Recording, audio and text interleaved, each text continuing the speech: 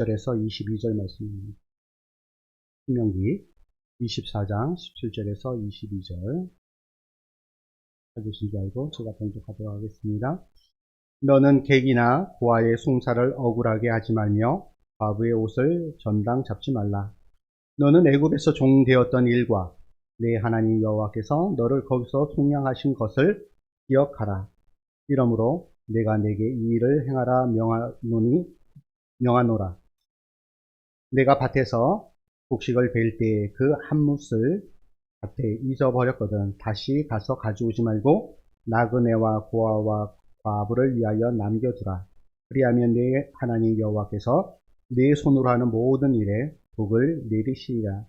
내가 내 감람나무를 떤 후에 그 가지를 다시 살피지 말고 그 남은 것은 객과 고아와 과부를 위하여 남겨두며 내가 내 포도원의 포도를 딴 후에 그 남은 것을 다시 따지 말고 객과 고아와 과부를 위하여 남겨두라.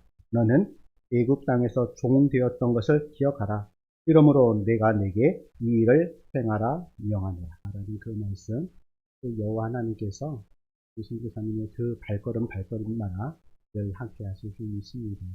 이렇게 담대하게 오늘 말씀 오직 정의로 이 시대를 소위 갈등의 시대라고 이야기를 참 많이 합니다. 이념의 갈등, 특별히 이번에 총선을 했었는데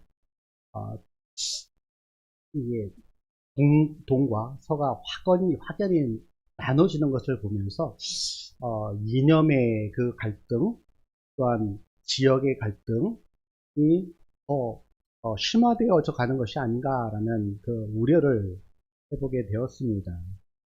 또한 있는 자와 없는 자, 빈부의 그 갈등의 시대, 그리고 많이 배운 자와 못 배운 자의 그 학력의 그 갈등의 시대, 그리고 젊은 사람들과 노년층 간의 그러한 세대의 갈등, 참 이 갈등이 많은 시대에 우리가 살고 있다라는 생각을 해봅니다. 그러면 이 갈등이 왜 우리에게 그렇게 도래하게 되었는가를 생각해 볼 때 이 땅에 참된 정의가 바로 실현되지 못했기 때문이 아닌가라는 생각을 해봅니다. 정의. 그러면 정의란 무엇일까요? 한자를 보니까 이렇습니다. 특별히 의자는 양양자와 나자가 합성이 돼요. 그러니까 내가 양을 짊어지고 있는 듯한 그런 모양을 하고 있는 것이 의입니다. 의롭다 할 때 의입니다. 이 글자를 한번 보게 되면 양을 짊어지고 있어요.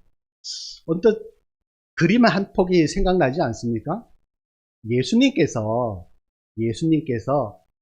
잃어버린 양을 안고 돌아오시는 그 장면이 연상되죠. 그 의미도 있지만 특별히 이런 의미가 있습니다. 내가 그 양을 제사를 드리는, 그 제사를 드려서 하늘로 올려 드리는, 그러니까 그 제물, 양이 제물이 되어서 하나님과 내가 만나는 것, 하늘과 내가 만나는 것, 그것이 의로움이다. 특별히 우리 예수님께서 제물이 되어 주셔서 하나님과 사람과의 그 깨어졌던 그 관계를 회복시키시는, 그러니까 회복의 그 의미가 담겨져 있는 것이 바로 의다라는 것입니다.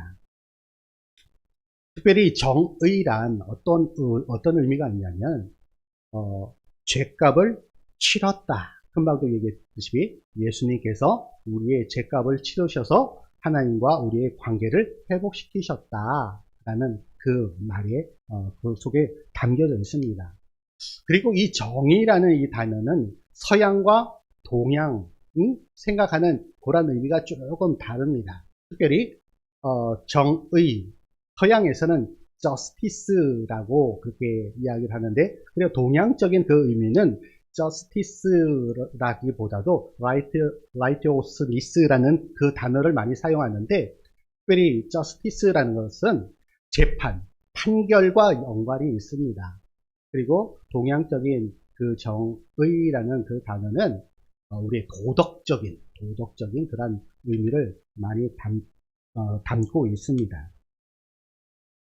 여기서 특별히 정의라는 단어가 영어로는 justice인데, 이 justice가 어디서 온 단어냐면 로마 신화에 보면 유스티티아라는 여신이 있습니다.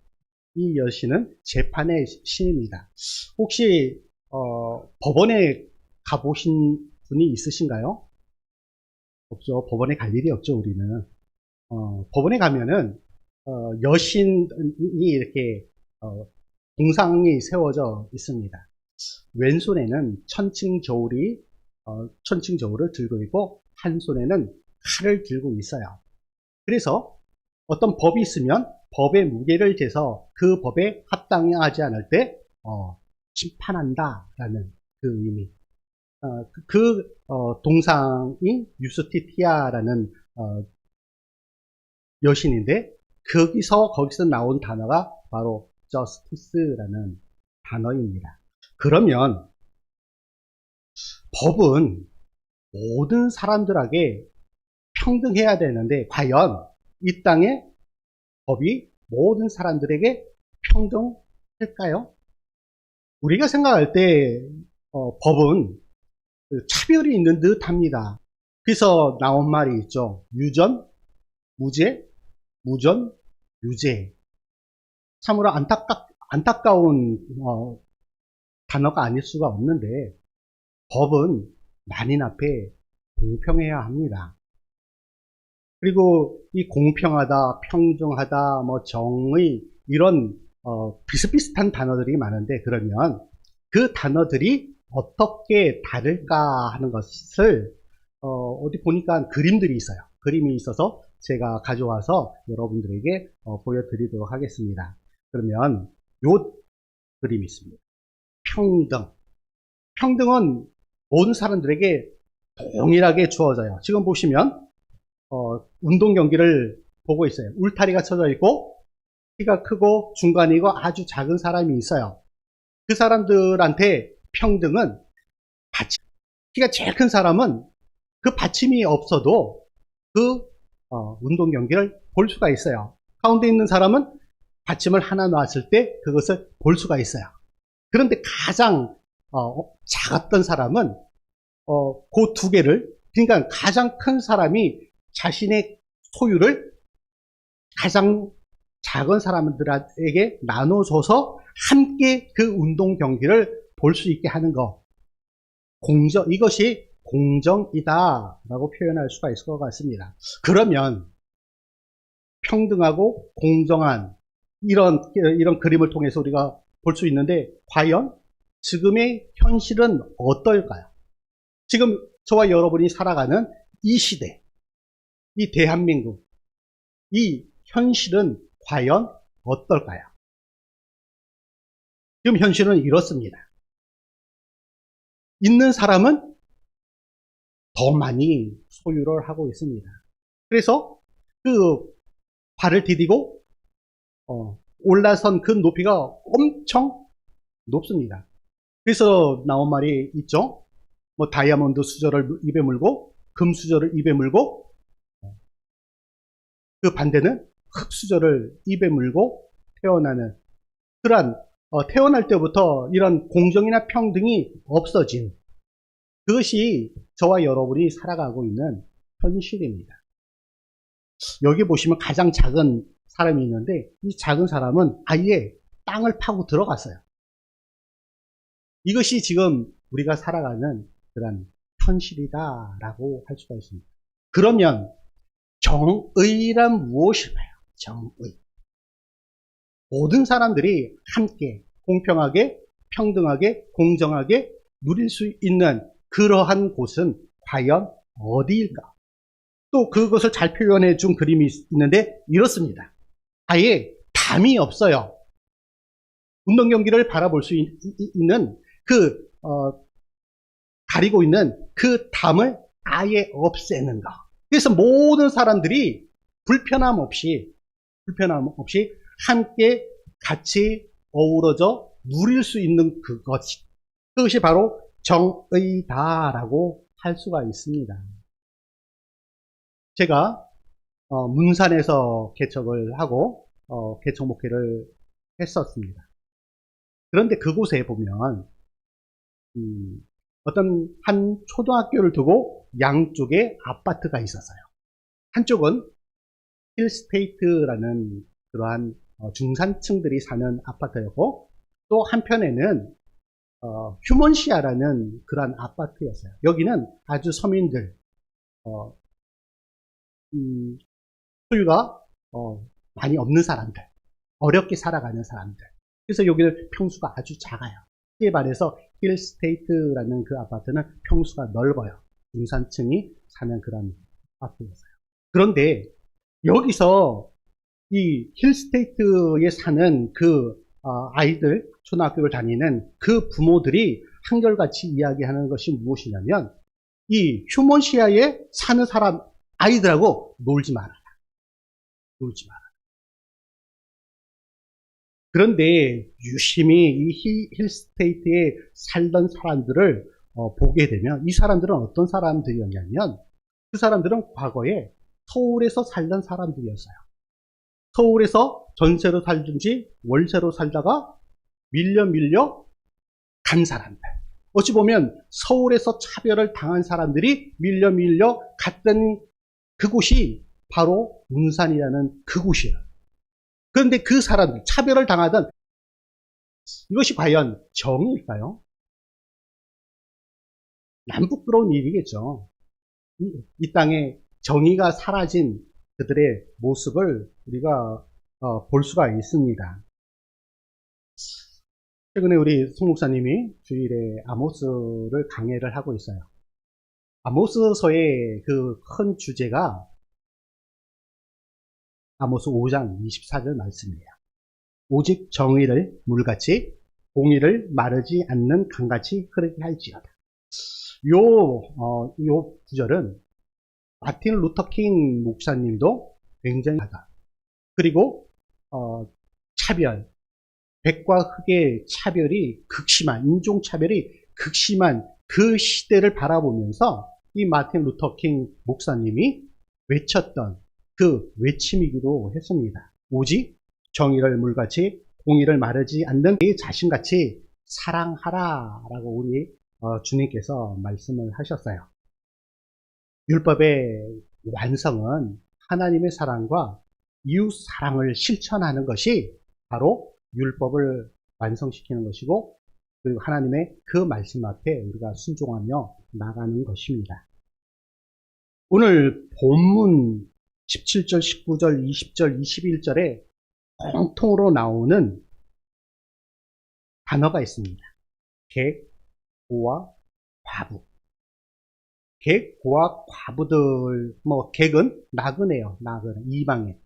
그리고 고와 과부는 당시에, 고대 그 시대에는 전쟁이 많은 시대입니다. 그러다 보면 아버지가 남편이 전쟁에서 전사를 하게 되는 경우도 많이 있었어요. 그로 인해서 고아와 과부가 참 많던 그 시대였습니다. 그리고 당시에는 소외계층, 취약계층, 사회적으로, 경제적으로 참으로 어려운 가운데 있을 수밖에 없는 그러한 계층이 바로 객이었고 고아였고 과부였습니다. 그래서 오늘 본문에 보면 17절, 19절, 20절, 21절에 이 객과 고아와 과부에 대해서 우리 하나님께서 말씀하고 있는 것입니다. 그들의 어려움, 그들의 아픔, 그들의 그 고통을 외면하지 말아라. 그러면서 하나님의 그 구원을 기억하는 사람은 약자의 이웃이 되어야 마땅하다. 또 그것이 우리가 받은 하나님의 그 구원을 설명하고 보여주는 그런 방법이다 라는 것을 오늘 본문은 우리에게 말씀하고 있습니다. 우리가 이런 말이 있죠. 예수 속담에 개구리 올챙이죠? 생각 못한다. 성공한 사람들의 대부분, 많은 사람들이 그 어려웠던 그 시절을 잘 몰라요. 어려웠을 때, 어떤 사람으로부터, 도움을 받았을 때, 성공하게 되면 그것을 잊어버리는 경우가 참 많이 있습니다.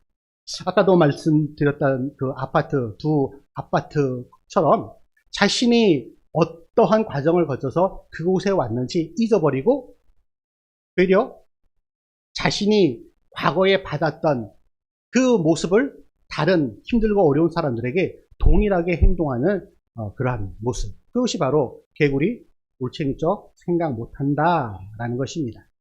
그래서 우리 하나님께서 이렇게 이스라엘 백성들을 향하여서 말씀하고 있습니다. 너는 애굽에서 종되었던 일과 내 하나님 여호와께서 너를 거기서 속량하신 것을 기억하라. 기억하라. 기억하는 거 참으로 중요해요. 내가 힘들었을 때, 어려웠을 때, 그 누군가로부터 도움을 받았던 거 기억하는 거. 내가 괴로웠을 때, 고통 가운데 있을 때, 누가 내 옆에서 나를 위로해 줬던 거. 그것을 기억하는 것 참으로 중요합니다. 그리고 그 기억이 앞으로의 나의 행동에 지대한 영향력을 미칠 수밖에 없어요. 기억하고 있다는 것은 내가 그 기억을 통해서 새로운 나를 만들어 갈 수 있게 합니다. 그래서 내가 내게 이 일을 행하라 명령하노라. 또한 22절에 동일한 말씀이 있습니다. 너는 애굽 땅에서 종되었던 이스라엘 백성들이 애굽 땅에서 종으로 얼마나 힘들게 살았습니까? 약 400년이라는 그 긴 세월을 종으로 살았습니다. 그렇기에 그들에게는 종 근성이 있을 수밖에 없어요. 노예 근성이 있을 수밖에 없어요. 그들을 핍박하고 고통으로 만연한 그러한 인생. 그렇기에 그 고통을 당한 그 누군가를 도와주는, 섬길 수 있는, 나눠줄 수 있는 그러한 이미 그러한 기억들이 그들에게 있었을 것입니다. 뿐만 아니라 그들이 종되었고 그들을 구속한 하나님의 그 은혜에 대한 그 감사함에 대한 그 기억을 그들은 간직하고 있었을 것입니다. 그런데 기억하는 것보다 더 중요한 것이 있어요. 무엇이냐? 내가 내게 이 일을 행하라. 실천하는 것. 생각만으로 머무르는 것이 아니라 그 생각이 바깥으로 표현되는 것. 우리 그런 말 있죠? 사랑, 말로 표현하지 않으면 사랑을 모른다고. 저희 집사람도 그런 이야기를 하는데 사랑은 표현해야 되고 사랑은 이야기를 해야 상대방이 그 사랑한다라는 것을 느낄 수 있는 것입니다.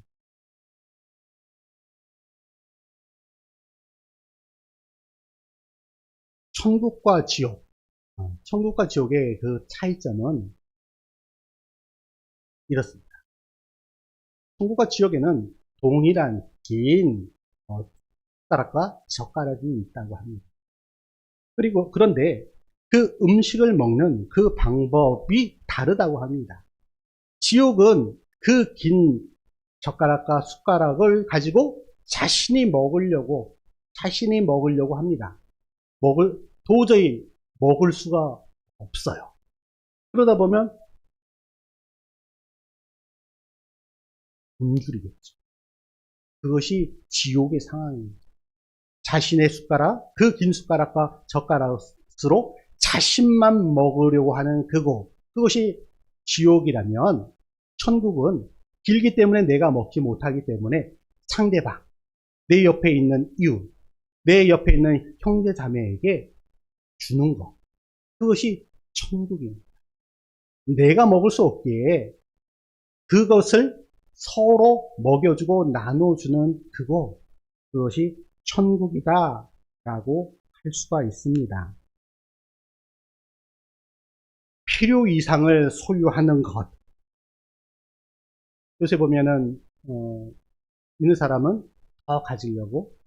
그래서 이 부의 양극화가 심각한 우리 대한민국인데, 있는 사람은 더 가지려고 하고 없는 사람은 좀 더 어려움에 빠질 수밖에 없는 이런 사회적인 구조, 이것을 타파할 수 있는 그 방법이 무엇일 수 있을까요? 우리는 그것을 위해서 국회의원을 뽑습니다. 나라의 지도자를 뽑습니다. 그들이 바른 정치, 정의를 실현할 때 어느 정도 해소되어질 수 있을 것 같습니다. 그래서 저는 이번 총선을 통해서 국회의원들 300명의 국회의원들이 선출됐는데, 그들이 그들에게 바라는 것이 있다면 이것입니다. 듣는 마음. 열왕기상 3장 9절의 말씀입니다. 듣는 마음을 종에게 주사 주의 백성을 재판하여 선악을 분별하게 하소서. 요 말씀은 솔로몬 왕이 되었을 때 하나님께서 솔로몬에게 나타나셔서 질문합니다. 네가 가장 원하는 소원이 무엇이냐? 라고 물어봅니다. 그럴 때 솔로몬 왕이 하나님 앞에 이렇게 말하는, 듣는 마음. 그래서 저는 이번 국회의원들에게 기대하는 것은 바로 그들이 듣는 마음, 특별히 국민들의 그 안타까운 그 목소리를 들을 수 있는 듣는 마음, 뿐만 아니라 하나님께서 주시는 그 음성 앞에 듣는 마음, 영적인 귀와 우리 육적인 귀가 활짝 열려서 듣는 그 마음을 통하여서 이 땅에 힘들고 어려운 사람들이 소외되지 않고, 가난한 사람들이 더 가난 때문에 힘들어하지 않고, 그 가난 때문에 자신의 목숨을 끊는 그러한 일이 발생하지 않고, 함께 사회는 함께 나아갈 때 그 사회가 진정으로 정의로운 사회다라고 저는 생각을 합니다. 국가의 존재가 무엇일까요? 국가가 존재하는 이유, 국가가 존재하는 목적, 그것은 국민의 삶과 국민의 안전을 책임지고 그 일을 수행하는 것, 그것이 국가의 역할이 아니겠습니까? 이제 4월 10일 총선이 종료되었습니다. 새롭게 선출된 대한민국의 국회의원들이 이러한 듣는 마음을 통해서 이 땅 가운데 정의가 온전히 실현되어지기를, 그들이 지금 이곳에는 없지만 주님 이름으로 간절히 기원해 봅니다. 아까도 말씀드렸다시피 필요 이상의 것은 나의 것이 아니라 가난한 사람들, 힘든 사람들, 그들을 위해서 사용하는 것.